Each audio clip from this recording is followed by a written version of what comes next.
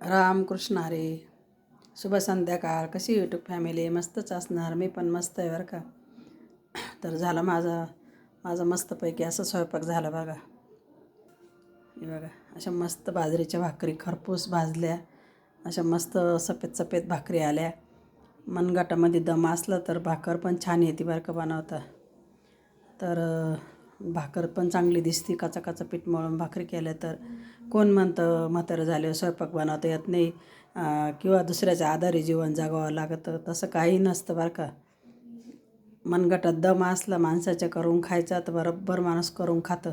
पण आताच्या युगाला असं वाटतं का आमच्याशिवाय यांचं काहीच होणार नाही. पण बरोबर होतं. असं काही नसतं. पोटासाठी कोणी पण भीक मागून कवत नाही, खातंच, पोट भरवतोच, दिवस काढतोच. तसं बघा कशा मस्त अशा छानपैकी भाकरी बनवल्या, मस्त अशा काचा मळून एकदम खरपूस अशा भाजल्या, पांढऱ्या शुभ्र बनवल्या. मस्त असे कांद्याची पात बनवली.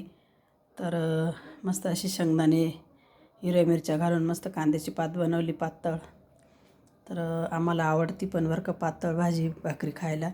तर बनवले.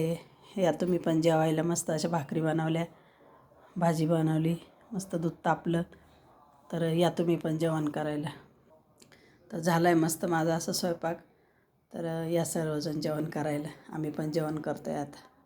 रामकृष्ण हरी.